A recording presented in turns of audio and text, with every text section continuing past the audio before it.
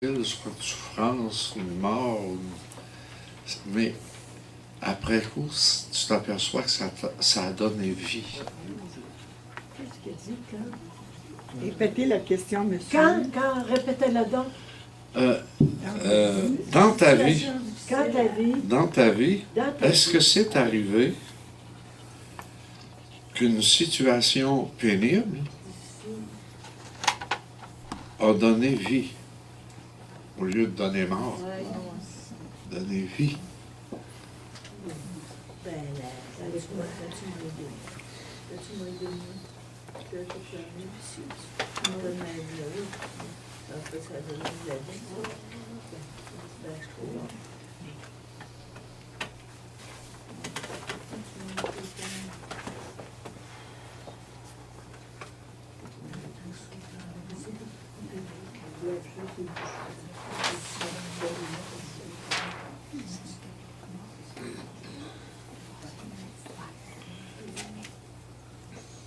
Oui.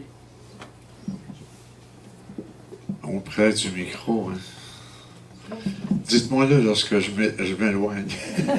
Vous faites bien. Est-ce que je peux poser une question?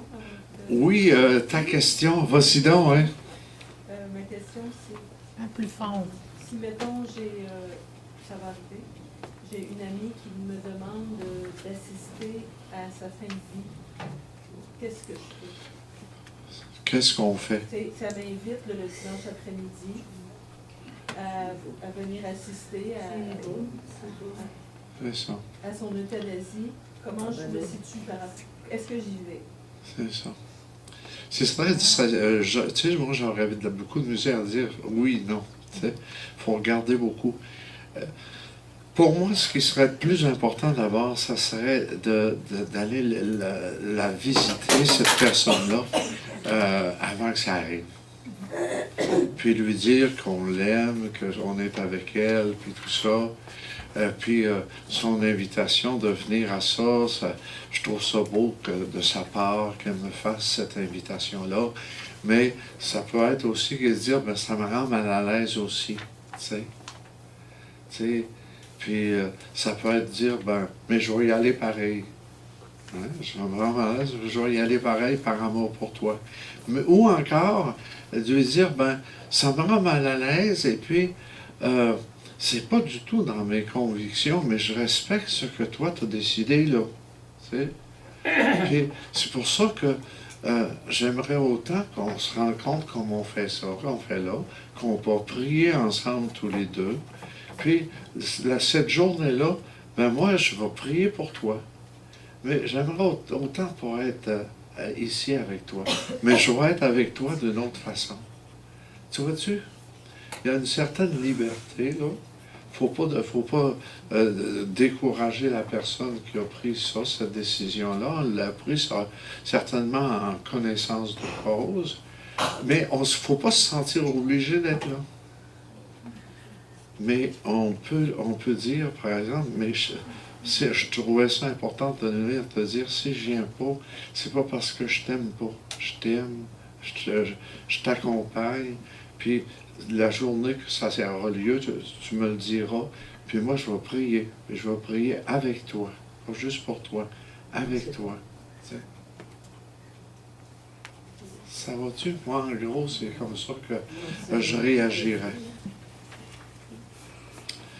C'est beau. Alors là, on plonge sur... pour moi, c'est le noyau qui n'est pas facile, tu sais. Au niveau humainement, puis après-midi aussi, après le dîner, c'est la souffrance. Tu sais, c'est quoi le mystère de la souffrance? Comment vivre la souffrance? Bon, tu sais, la première chose qu'il faut se dire, tu sais, la souffrance, ça fait partie de la vie. Tu sais, c'est une partie de la vie qui nous accompagne pendant toute notre vie, là. Mais ça fait, comme respirer, ça fait partie de la vie. La souffrance, ça fait partie de la vie. Tu sais? Puis, c'est pas quelque chose d'extraordinaire, là, tu sais. Il y a 100 ans, les gens souffraient, puis dans 100 ans, ils vont souffrir encore. Puis ils peuvent souffrir de la même manière qu'il y a 100 ans, mais aussi peut-être avec d'autres souffrances que la personne humaine aura, pour ainsi dire, inventées en cours de route. Tu sais, ça fait partie de la vie. Alors, là, devant la souffrance, ben, c'était les mots de tantôt, là. Soit que je ne l'accepte pas, puis je me raidis, puis je résiste, soit que je l'accueille. Un peu comme Saint François. Saint François, c'était pas pour la souffrance, mais pour la mort. Et il appelait la mort comment? Ma sœur. Ma sœur. Ma sœur, la mort. Alors, la souffrance, à un moment donné, ça va être ma sœur, la souffrance, parce que je vais être amené à vivre avec. Et ça fait partie de la vie de toute personne humaine, de moi aussi. Donc, la souffrance fait partie de la vie. C'est pas quelque chose qui est extra. Ça fait partie de la vie. Puis, on sait que la souffrance peut donner la vie, comme elle peut donner la mort. Puis ça peut donner la mort jusqu'à demander l'euthanasie. Les deux possibilités. Puis d'une certaine façon, ça va dépendre un peu de moi. Ça va dépendre de comment je prends la souffrance. Si je réussis à prendre la souffrance, à l'accepter, à ce qu'elle m'accompagne, puis que je vais essayer de la porter, puis tantôt on parlera de ça, je vais essayer de l'offrir, ça peut donner la vie. Tandis que si je prends ça de travers, là c'est très possible que tu vas dépérir, que tu vas déprimer, que tu vas être un fardeau pour les autres, puis tu vas mourir aigri. Ça dépend d'une partie, c'est pas uniquement, mais de soi. Comment je le prends? Comment je prends ça, la souffrance? Alors la souffrance peut donner la vie, puis elle peut donner la mort. Vous savez, il y a des gens qui souffrent et ça peut leur donner vie, tandis que d'autres, ça leur donne la mort. Puis moi, ça me frappe toujours lorsque je vais dans des hôpitaux ou dans des HLM ou ça. Il y a des messieurs et des madames, là, handicapés au bout, puis souffrants, puis sont radieux. C'est des humains comme nous autres.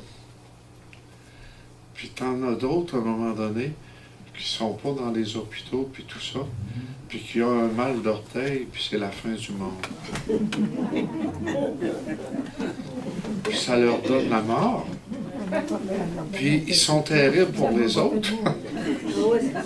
Tu sais, ça se suit, ça, là. Qu'est-ce que tu fais avec? Tu décides quoi? C'est ça qu'il faut essayer de regarder.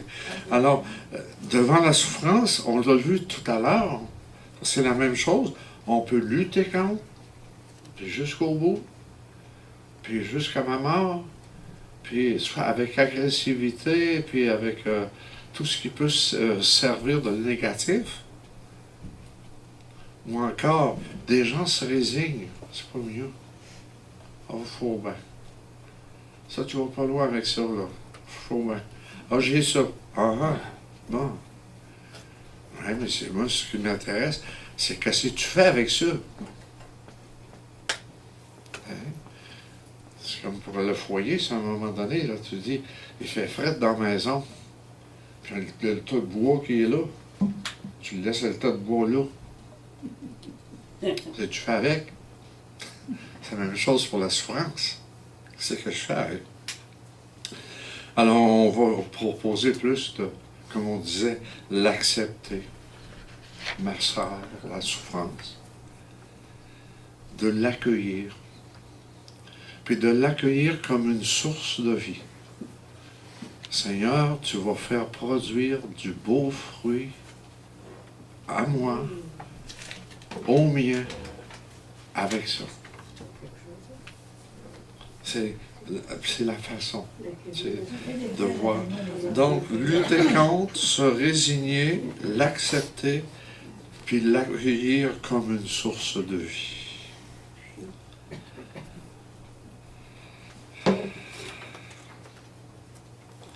C'est frappant. Là, juste au niveau humain. Quelqu'un qui n'aurait pas la foi. Juste au niveau humain. C'est drôle comment la naissance d'un enfant s'est faite. La souffrance qui donne vie. C'est-tu mal fait, cette affaire-là? C'est surprenant.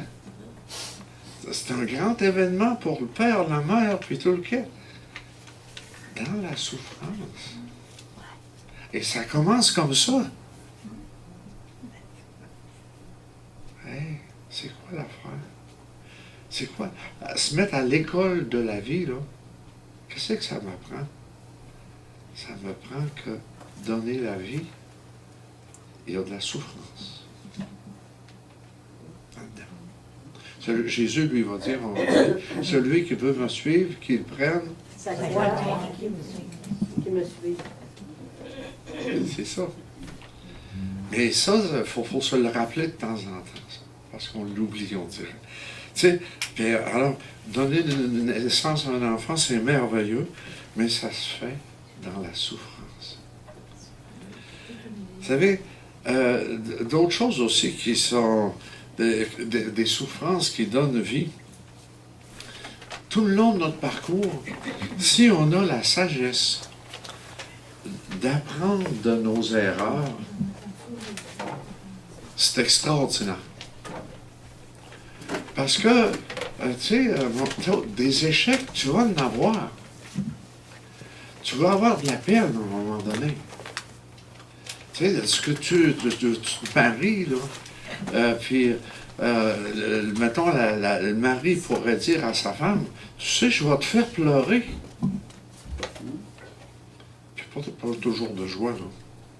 Je vais te faire pleurer. Me prends-tu pareil? Ça, j'aimerais ça qu'on change la formule des engagements de mariage.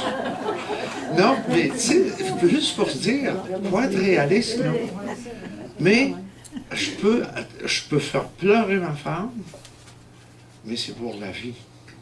L'inverse peut arriver aussi. Hein? L'inverse peut arriver aussi. Oui, l'inverse peut arriver aussi, là. Mais, tu sais, ça peut donner vie. On a passé une période très dure tous les deux.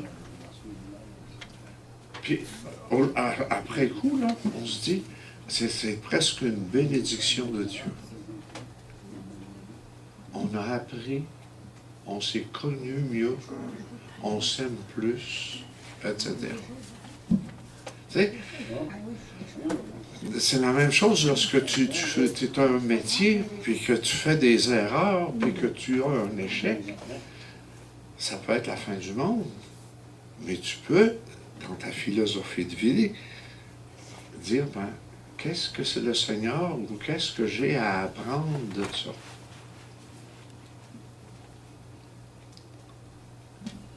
Puis dans notre foi, on pense toujours que le Seigneur est notre prof, puis qui apprend à ses élèves, que nous sommes, des choses d'importantes pour la vie. Apprendre de ses erreurs. Pour l'erreur, quand on parlait de l'orgueil tantôt, c'est évident que si tu es orgueilleux, tu vas avoir de la misère à le prendre. L'orgueil va t'empêcher de vivre, puis de profiter de la vie. Mais si tu réussis à dire, bon, c'est pas trop glorieux mon affaire, mais il y a certainement quelque chose que j'ai à apprendre à travers ça. Bon, vous avez déjà remarqué au niveau juste humain, des gens, par exemple, qui font des crises cardiaques ou qui sont atteints du cancer, puis qui s'en sortent. C'est très frappant, ils s'en sortent pas comme avant. Il y a des choses qu'ils trouvaient très, très importantes avant, puis là, c'est juste important. Tu sais, et une façon de voir la vie qu'il y avait avant, puis là, à un moment donné, whoop, c'est différent.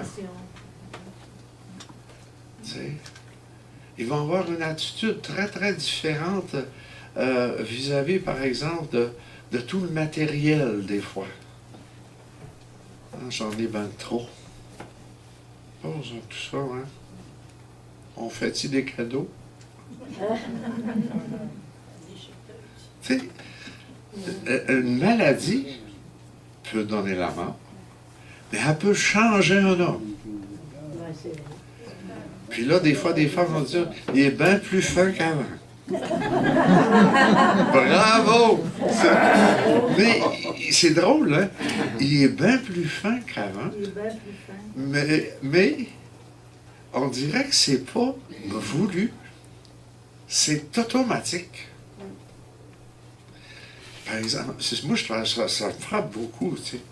Et comment, par exemple, à un moment donné, on va voir les choses autrement. Puis tu sais, on va en jouir, là, puis en profiter, alors qu'avant ça, on voyait. Point. Tu sais, c'était des exemples où la souffrance, le mal, nous apporte de très, très belles choses, juste au niveau humain. Il pourrait y en avoir d'autres aussi que vous pourriez donner. Puis là, j'arriverai à Jésus. Jésus, lui, lorsqu'il est né, d'ailleurs, les anges disaient, un ange disait au berger, je vous apporte une bonne nouvelle, un sauveur nous est né. Ah ben, un sauveur. Il va-t-il mettre dehors la souffrance? Hein? C'est une des croix énormes que chaque humain on a apporté. Ben là, tu dis, il est sauveur, sauve-nous. Hein?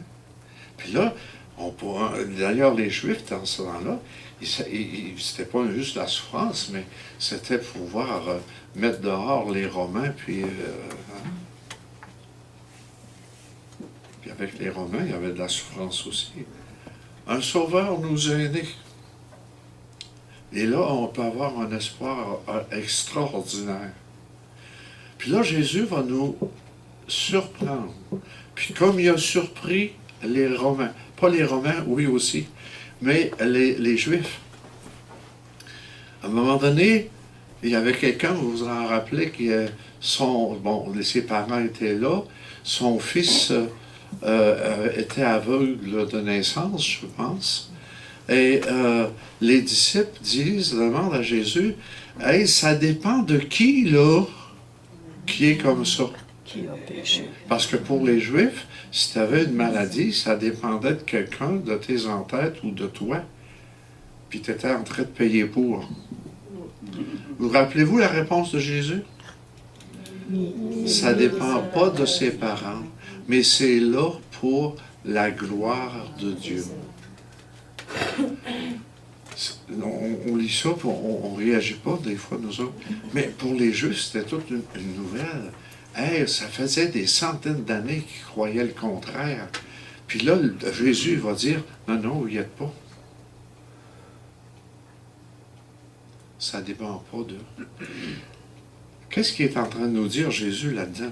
Il est en train de nous dire que le mal, ça ne vient pas des autres ou de Dieu. Puis entre autres, ça ne vient pas de Dieu.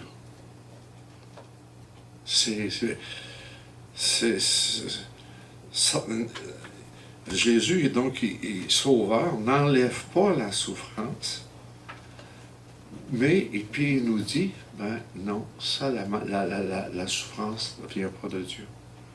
Qu'est-ce que Dieu a fait pour que je... C'est païen, puis c'est juif. Pas chrétien, ça. Non, ça ne dépend pas de lui pantoute. Le mal vient d'ailleurs. Bon, ça c'est une des choses. Jésus, il n'enlève pas le mal. Jésus ne nous dit pas que ça vient de Dieu, qui cause une punition. Mais Jésus, il va vivre le mal, puis il va vivre la souffrance. Puis, on va regarder, si vous voulez, la façon de le vivre, pour qu'après ça, nous autres, ses disciples, on puisse le vivre un peu comme lui. Je vous ai coupé des paroles de Dieu, parce que j'ai dit, alors, allez les plus jeunes, allez travailler.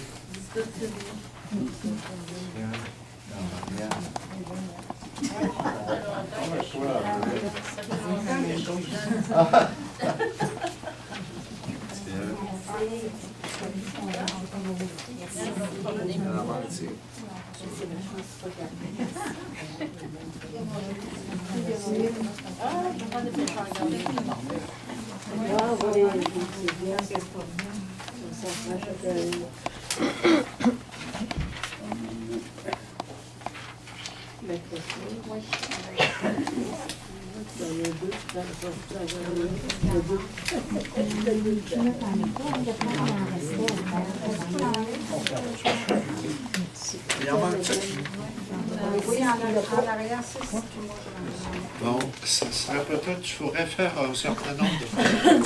Vous aviez... Au moins une dizaine. Qui n'en a pas? Une dizaine, certainement Ok. ici. Tout ça, ils n'ont pas, on n'a pas.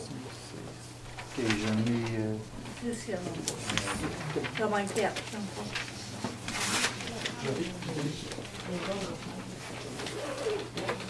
Bon, on va essayer de regarder ça. Comment souffrir? Ça fait partie de la vie. Il faut que je m'organise. Comment on va faire ça? On peut essayer d'inventer des théories en psychologie, là. Ça, c'est très bon. Maintenant, nous autres, on est chrétiens. On va regarder Jésus. Puis, apprends-moi à souffrir. Des fois, on chante « Apprends-moi à aimer ». Là, on va trouver « Apprends-moi à souffrir ». Même sans poésie. Apprends-moi à souffrir comme toi. Bon, voilà, vous savez. Alors, regardez la première. Lorsque Jésus est arrêté, regardez. Donc, la première citation que vous avez là, veux-tu commencer à nous lire ça? Oui, je peux le faire. Jésus et la souffrance, l'arrestation de Jésus. Après avoir ainsi prié, Jésus s'en alla avec ses disciples et traversa le torrent du Cédron. Il y avait là un jardin où il entra avec eux. Or, Judas, qui le trahissait, connaissait bien cet endroit, car Jésus s'était rendu souvent avec ses disciples. Il prit donc la tête d'une troupe de soldats et de gardes fournis par les chefs des prêtres et les pharisiens, et il arriva dans ce jardin. Ces hommes étaient munis de lanternes, de torches et d'armes. Simon-Pierre, qui avait une épée, la dégaina en donnant un coup au serviteur du grand prêtre et lui coupa l'oreille droite. Ce serviteur s'appelait Malchus. Jésus dit à Pierre, « Remets ton épée au fourreau. Ne dois-je pas boire la coupe de souffrance que le Père m'a destinée? » On voit là que Jésus, tu sais, il aurait pu dire, sortez l'épée, puis faites du ménage. Mais c'est pas ça son attitude.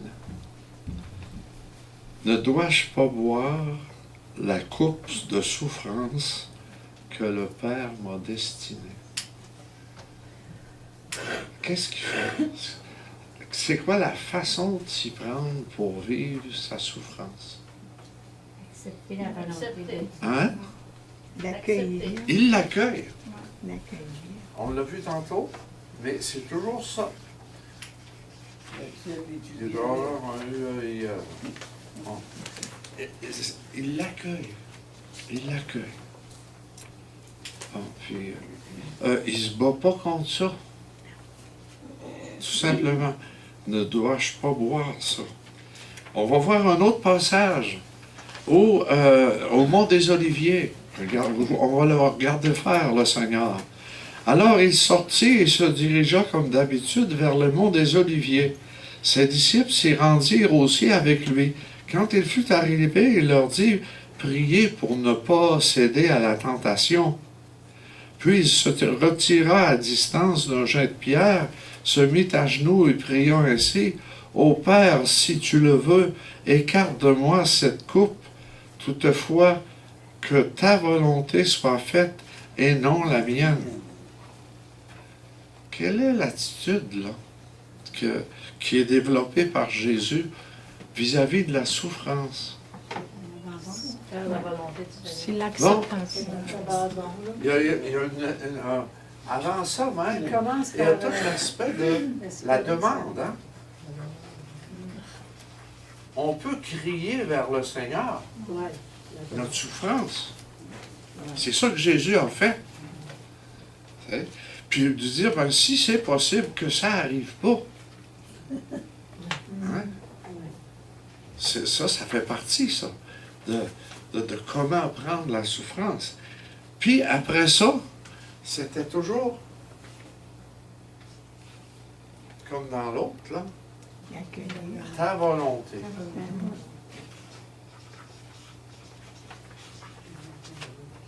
Ta volonté et non pas nécessairement la mienne. Parce qu'il se fiait à Dieu notre Père pour voir qu'est-ce qui était le mieux. Tu sais?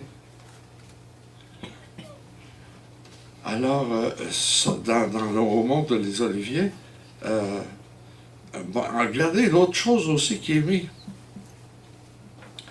Un ange venu du ciel lui apparut et le fortifia. L'angoisse le saisit, sa prière se fit de plus en plus pressante, sa sueur devient comme des gouttes de sang qui tombaient à terre. Après avoir ainsi prié, il se releva, etc. Tout là, il y a un mot que j'aimerais que vous souligniez.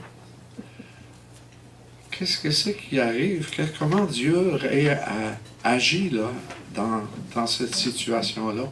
Il a prié. Un ange.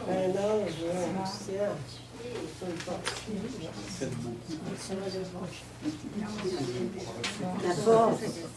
C'est la force. Quelqu'un parlait de ça ce matin. Ça, là, on ne le sait pas. On ne le sait pas assez. Que le Seigneur nous donne la grâce voulue en temps voulu. Pas 5 minutes avant. En temps voulu, il nous donne la grâce voulue. Il nous donne une force extraordinaire. De telle façon, des fois, vous avez dit ça à des gens, peut-être, comment tu fais pour? Humainement, ça ne s'explique pas. Comment tu fais pour? Comment tu fais pour vivre telle épreuve? Comment tu fais? C'est des fois, tu arrives, un de vos enfants vient de se faire tuer. Là. Puis là, tu vis ça, OK, en pleurant, mais dans une paix. Comment tu fais? Moi, j'avais peut-être 1 an ou 2 ans de sacerdoce. Mon frère, plus jeune que moi, est mort dans un accident d'auto. Alors, ma famille, mes frères, mes soeurs, ils m'ont dit, ben là, il faut que tu montes chez nous, là. Il faut aller dire à maman que c'est ça qui est arrivé. Alors, ben oui, on y va. dire ça à maman. Comment que, bon, il y a eu un accident, tu sais, puis on essaye de mettre ça graduel, là. Bon. Puis à un moment donné, tu arrives à dire, ben, il est-il mort? Oui, il est mort. Bon, ma mère était debout avec moi à ce moment-là. La réaction de ma mère, ça m'a tellement frappé. Elle s'est mise à genoux. Puis on a gardé silence.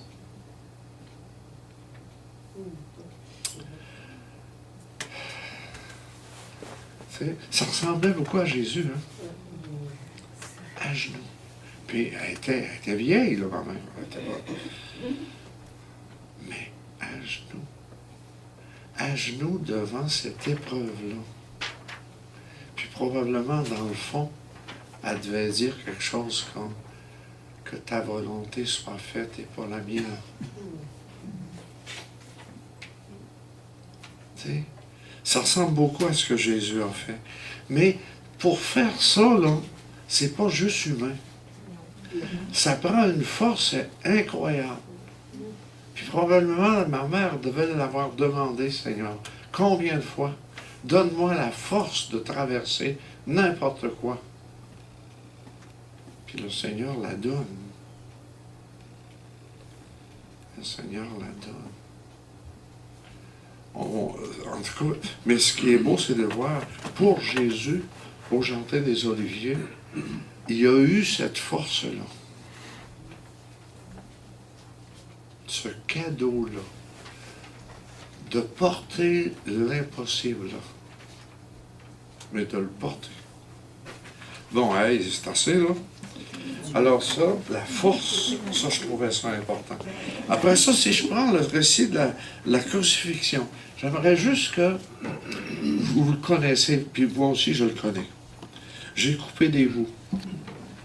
Juste remarquer comment Jésus s'y prend pour être si calme sur la croix. Ça marche-tu? Lorsqu'ils furent arrivés au lieu appelé Crâne, on cloua Jésus sur la croix, ainsi que les deux bandits, l'un à sa droite, l'autre à sa gauche. Jésus pria, « Père, pardonne-leur, car ils ne savent pas ce qu'ils font. » L'un des deux criminels, attaché à une croix, l'insultait en disant « N'es-tu pas le Messie? Alors sauve-toi toi-même. » Ben oui, t'es venu pour ça, sauve-toi. Puis nous avec, évidemment. Mais l'autre lui fit des reproches en disant « Tu n'as donc aucun respect de Dieu, toi, et pourtant tu subis la même peine. Pour nous, ce n'est que supplice. Nous payons pour ce que nous avons fait. Mais celui-là n'a rien fait de mal. » Puis il ajouta, « Jésus, souviens-toi de moi quand tu viendras régner. » Et Jésus lui répondit, « Vraiment, je te l'assure, aujourd'hui même, tu feras avec moi en paradis. » Comment Jésus fait pour vivre ce moment-là sur la croix? 3 heures.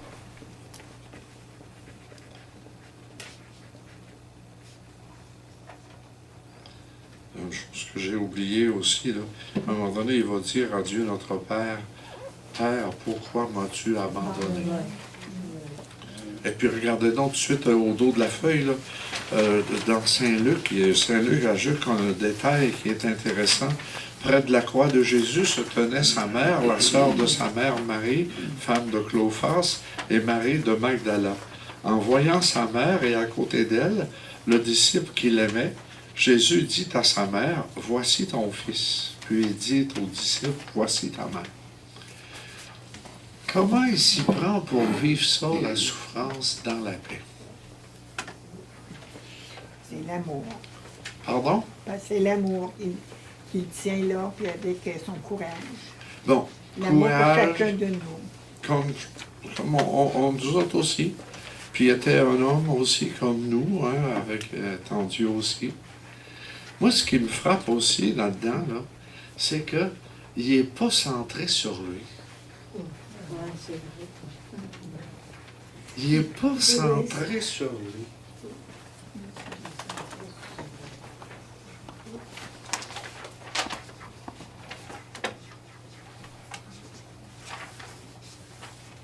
On dirait qu'il ne pense pas à ses affaires. Tu sais, il va être là avec les criminels, là, tu sais. Puis, d'abord, il va dire « Pardonne-leur ». Remarquez, il dit ça à qui? Son père. À son père. Ça, c'est une autre caractéristique. On dirait que pendant 3 heures de temps, Jésus était en prière. s'est abandonné à son père. Oui. C'est abandonné. Toute prière. Il avait confiance en son père.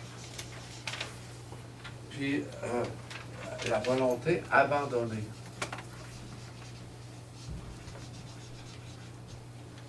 Tout abandonné à son père.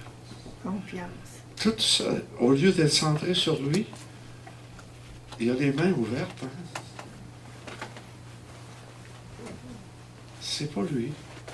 Puis il va voir sa mère. Puis là, il va s'occuper de sa mère. Il ne s'occupe pas de lui. Tout décentré. Moi, ça me rappelle une fois, j'étais allé à l'hôpital. C'était une madame de Saint-Isidore qui était en phase terminale. Je connaissais un tout petit peu. Et puis, en arrivant, ben là, elle était toute heureuse que je sois là. Elle était dans son lit, elle ne pouvait plus marcher. La première chose qui est venue, c'est de dire, bon, prenez donc une chaise.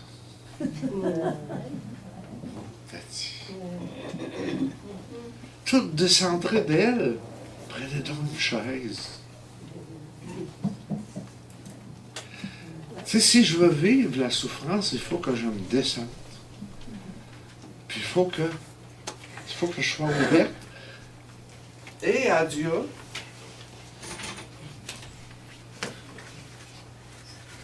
Puis et aux autres.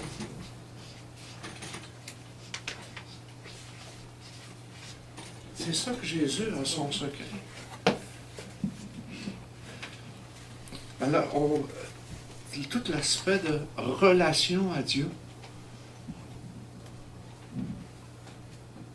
Puis, relation aux autres. C'est ça que Jésus dit. Hey, le bandit, là, Jésus pourrait dire, ben, hey, j'ai assez de problèmes, arrête-toi avec les tiens, là.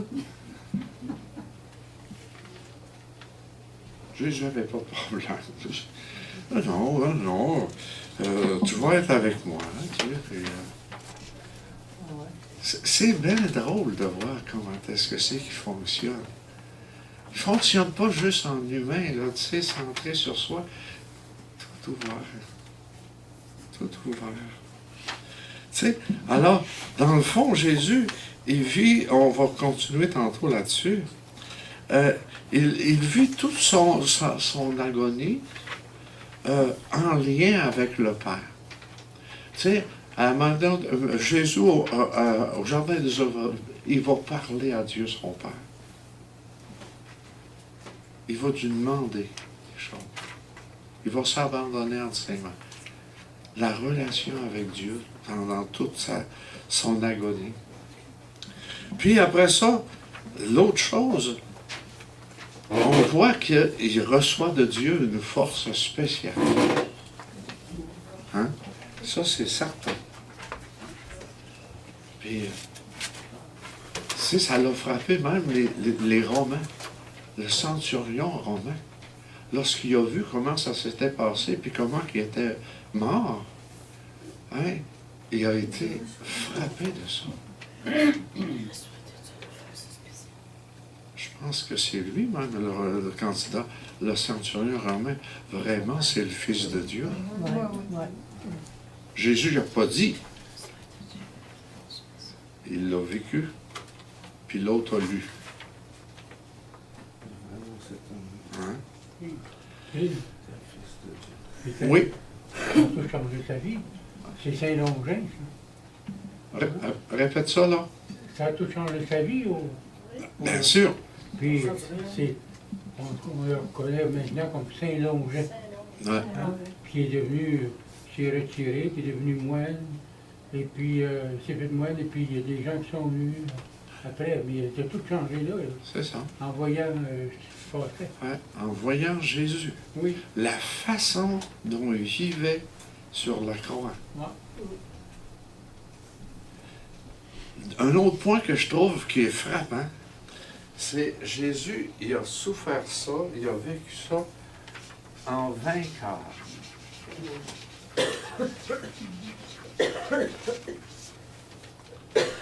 Tu sais, il s'est pas résigné, pauvre petit que je suis, puis tcha. Il dominait ça. Il était vainqueur. C'est pour ça que je vous ai pris dans Saint Paul, là, sur les paroles de Dieu. Attends un peu. On nous dit à Romains 8, 31, qu'est-ce qui pourra nous arracher à l'amour de Dieu? La détresse, l'angoisse, la persécution, la faim, la misère ou l'épée? Puis regardez ce qu'il Saint Paul va dire. Mais dans tout cela, nous sommes bien plus que vainqueurs de celui qui nous a par celui qui nous a aimés. On a à vivre la souffrance en vainqueur. La tête haute, certain du succès, puis certain que c'est extraordinaire, puis que Dieu va faire de l'extraordinaire avec ça. Avec lui, par lui et en lui. Oui. Mais, comme tu dis, puis c'est bien mis là-dessus, là, hein? Vainqueur par celui qui nous a aimés. C'est pas avec tes forces, là. C'est pas humain. C'est divin. Puis, alors, nous autres, tu sais, là, on dit ça, mais Saint Paul, lui, c'est comme ça qu'il l'a vécu aussi. Il l'a vécu en vainqueur, tout ça, tout le mal qu'il y avait. Puis nous autres, on est appelés à le vivre comme ça. Bon. C'est ça. En tout cela, nous sommes les grands vainqueurs grâce à celui qui nous a aimés. Grâce à Jésus, nous sommes les grands vainqueurs. Le mal, c'est drôle, hein? Le mal est là, puis comme s'il voulait nous bouffer. Puis, grâce à Jésus qui nous aime, on est vainqueur du mal. Puis on est capable de vivre la souffrance dans la paix. Dans une certaine paix, je dirais, ce serait mieux. C'est comme ça qu'on est appelé à vivre ça. En vainqueur. Tu sais, on pourrait le mettre sur la croix, là, avec quelqu'un comme quelqu'un qui aurait un grand combattant avec son bouclier, puis qui crie « Victoire ». C'est ça. Puis nous autres, on est appelés à vivre ça aussi comme ça, avec la grâce de Dieu, évidemment. Puis enfin, avec aussi nos frères et sœurs qui sont autour de nous. Puis, une autre chose aussi que Jésus nous apprend, si on avait demandé à Jésus sur la croix, pourquoi tu vis ça? Il aurait répondu quoi? Amour. Par amour, puis c'est pour sauver. Alors, par amour,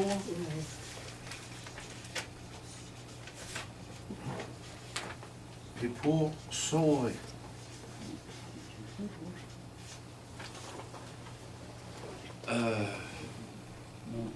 Il Il y avait tu avais un bel exemple, Gaston, là, que tu me parlais tantôt. Pourrais-tu donner ça? Je vais juste me mettre ici pour que tout le monde m'entende. Bon, c'est assez court. Il y a peut-être 25-30 ans, je suis tombé sur un texte d'un prédicateur français qui expliquait comment se préparer à la mort. Et pour lui, c'était assez simple, de façon consciente, même si on a 40 ans, 60, 80, mais de façon consciente, être capable d'offrir à l'avance sa dernière maladie, ses souffrances, son agonie, sa mort. Mais le plus important, pour telle personne nommément, ou pour, même au pluriel, par exemple, ça peut être ses enfants, mais pour des personnes bien précises. Une mort comme ça, c'est une mort qui est à l'image de celle de Jésus. Justement, ce que Paul Arthur vient de dire, c'est descendre. Offre pas ça pour mon salut, mais pour quelqu'un d'autre. Donc, à l'image de la mort du maître, finalement. Donc, c'est quelque chose qui m'avait frappé beaucoup et qui m'a amené, disons, régulier. C'était une forme d'engagement. Donc, à reprendre de temps en temps cet engagement-là. Et même si quelqu'un, dans sa dernière maladie, est dans le coma, il y a son engagement qui est là. En gros, c'est à peu près ça. Alors, je trouvais important de se rappeler ça. Il faut préparer notre mort, hein? Puis pas juste en demandant pardon pour nos péchés mortels. Faisons-le. Mais pas juste ça. C'est que être capable d'offrir, mais d'offrir à l'avance ce qu'on ne connaît pas. Mais de toute façon, c'est comme une prière qu'on offre à Dieu pour le salut de tel des enfants. Ça, c'est... Alors, Jésus, lui, c'est ça. Il venait pour sauver, pour donner la vie. Si le grain de blé ne meurt pas, il ne donnera pas de fruits. C'est ça qui vivait sur la croix. Puis c'est comme ça, nous autres, qu'on est appelés à vivre nos croix. Moi, j'ai appris des affaires en théologie, et j'avais eu des bons profs, mais la vie m'a appris bien plus que la théologie. À un moment donné, c'était ici à Saint-Henri. Il y avait un bon vieux monsieur qui avait plusieurs enfants, sa femme était là aussi, et qui avait demandé de mourir à la maison chez eux. La gang avait dit oui, donc lit d'hôpital dans le salon, puis on veillait, puis à un moment donné, c'est veillé jour et nuit. Là, en tout cas, c'était assez compliqué. Puis à un moment donné, sa femme me téléphone, puis elle dit « Il faudra venir voir mon mari, là, ça ne marche plus pantoute. » Elle dit « Qu'est-ce qui ne marche plus? » Elle dit « Rendu avec un caractère de chien. » Alors là, ben c'était une raison d'y aller encore plus. Puis je m'en vais là. Je dis, bon, on va voir. Parle avec lui de toutes sortes de choses, de sa maladie, comment il vit ça, comment il est chanceux de voir sa famille autour de lui, puis qu'il s'occupe de lui, puis tout ça, sans dire qu'il avait un caractère de chien, je n'étais pas supposé de le savoir. Et puis... puis là, à un moment donné, ben, moi j'ai dit, ça m'est venu encore spontanément. J'ai dit, monsieur, mettons que je l'appellerais en Hervé, là, monsieur Hervé, moi j'aurais une chose, un cadeau à vous demander. Oh, regarde, on est sentant un peu mal équipé pour m'offrir un cadeau. J'ai dit, ça a l'air que c'est pas facile, hein, ce que vous vivez, là. La souffrance, vous voir partir comme ça, puis jour après jour, ça a l'air que c'est pas facile, hein, votre affaire. Moi, j'aimerais que vous offriez une journée de vos souffrances et de désagréments pour moi. j'aimerais que vous me fassiez ce cadeau-là. Et le monsieur, là, pas fou pantoute, hein, il change de sujet. Puis on part sur d'autres affaires, puis ça allait bien. En tout cas, on dit toutes sortes de choses. Puis hey, ça faisait peut-être au moins 10 minutes là, que j'avais demandé ça, mais le cadeau, là. Puis moi, ben, je le suivais. J'ai dit, il va me reconduire. Où? Je sais pas. Tout d'un coup, il me dit, c'est quel jour tu veux? Mais moi, là, niaiseux, j'ai toujours cette affaire-là de niaiseux. Pour moi, je me sens assez niaiseux des fois. Je voyais pas le lien. Je m'en rappelais plus. C'est cette affaire-là que j'avais proposé. Alors, ça doit avoir paru que je comprenais pas. Alors, mais à un moment donné, là, je me suis repris sur mes patins. Puis là, j'ai dit, ben oui, moi, là, j'aimerais avoir, tu me donnes tes souffrances, ça, offertes à Dieu, une journée, puis ce sera le dimanche. Alors là, il me lance et dit, pourquoi dimanche? J'ai dit, c'est parce que c'est le moment où on a la chance de faire le plus de bêtises, nous autres les prêtres. On fait des bons coups aussi, hein? Mais on fait aussi des bêtises. Puis là, ben, ça marche. Là, je dis au monsieur, je dis, là, c'est juste une journée. Il y a 7 jours dans la semaine. Le lundi, ça va être pour qui?